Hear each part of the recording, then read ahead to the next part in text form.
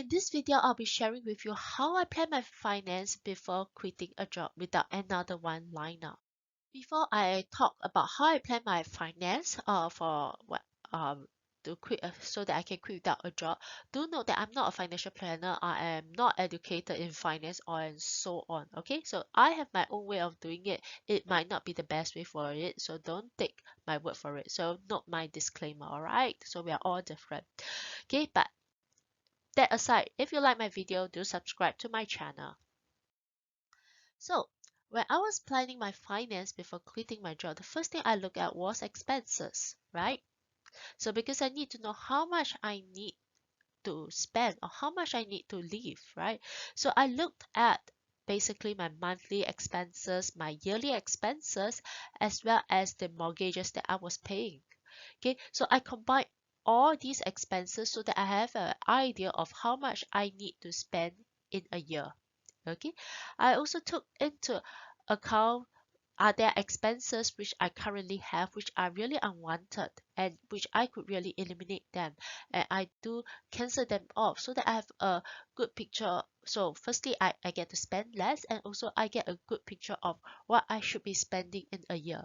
So of course, you know, I have kids and they are growing and their expenses do increase over time. So when I'm looking at these expenses, these current expenses, there's also a forecast portion of what the future expenses will be as the kids grow older, right? There'll be more enrichment classes, so more money need to be spent on enrichment classes and maybe some exams like music exams, but maybe there'll be less amount of money that is needed to be spent on childcare, right? Childcare is really expensive, and if you put 3 kids on childcare versus you put 3 kids on student care. Okay, so before I go there, childcare is for kids lesser than 7 years old when they are pre-primary. So once they go into primary school, they go to student care and the cost is very different. All right.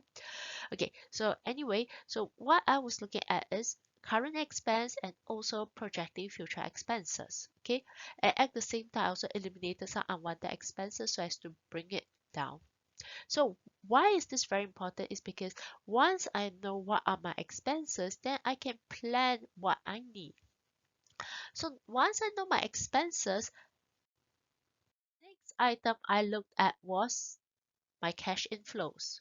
Okay, so basically, without a job, my cash inflows are very limited. One of them is from, well, investment. I'm not a great investor, so I basically invest in some bonds, like corporate bonds, and some stocks. Okay, and the dividends I get per year is just a few $1,000s. Okay, not definitely not enough for me to survive.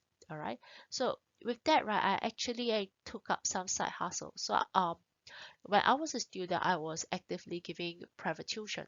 So I also took up some side hustle in the form of tuition jobs, teaching students who are teaching secondary school and high school in our country, we call junior college students. Okay, so as to get more cash inflows. So okay, one of the aim is to make sure that my expenses is equals to my cash inflow so that I don't draw down any of my cash unnecessarily. Okay, so uh, one of my key goal, right, is why I don't work, I don't want to have to see my bank account decreasing, right?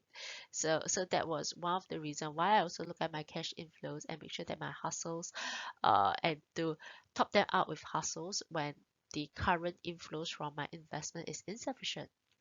Okay, but going forward, what I'll be looking at is how I could increase my investment portfolio so that I can have more passive income coming in and lessen the amount of hustles or the active time that I need to spend going to the students' home and teaching them. All right. The next item I looked at was the amount of existing cash that I have. So, one of the key things that I want is I do not want to be put in a scenario where I am strapped for cash when I need it. So, first thing I thought of was mortgages. So, if interest rate were to rise uncontrollably, I would pay off my home. So, what I did is I set aside the amount that I still owe the bank for my home. Yeah, I don't really want to pay the bank the money now because interest rate is just too low now to make it make sense for me to pay them, right? So I'd rather keep the cash with me than pay them back because interest rate is just low now. Okay, so one thing I did was I kept the cash equivalent to the amount that I still owe for my home. And another group of cash that I kept was I kept around 3 years of expenses. Okay, so not just to meet expenses, but rather as emergency cash, just in case something unexpected happen and I need the money. I have this emergency cash to save myself or to get myself out of any trouble just by virtue of having this amount of money. So that is why I set aside this amount of money. Okay, and I also set a goal for my financial amount. So I know that while I would really not want uh my financial position to be worse off after I quit than compared to before I quit, I do know that sometimes I might need to draw down my cash, right? So I actually set a low alarm, which is the alarm where I would maybe start hustling more or even start finding a job if it goes below that amount. Okay, so this is just for illustration. So this dollar sign here refers to the amount of cash that I have right now. Okay, and I set a low alarm, which is the alarm that will trigger me to do a lot of things so that I will put my cash or my position, my financial position above this level. Okay, so if it were to fall below, if it were to reach the low alarm, I'll do a lot of things to push my money situation above this level. Okay, so that it will never fall below the low alarm. If it falls to the low alarm, I'll be doing a lot of drastic things to push myself up. Okay, so I set actually two bars. Okay, so it has something to do with number of years of expenses. So I'm not going to disclose that, but it has something to do with the number of years of the expenses. So I want to make sure that my financial situation will never be below my low alarm.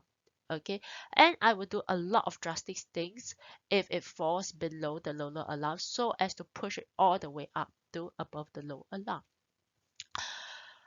Of course, as I've mentioned, I'm married, so I do have a backup plan with my husband who is still working, but I do not really want to depend on him if I don't need to. So while I do have a nice backup plan, which is hi husband, it is not a plan that I really hope to depend on, but I could back up if it need to. So that is how I plan for my finance before quitting my job. So I hope you like this video and I'll see you in my next video. Bye.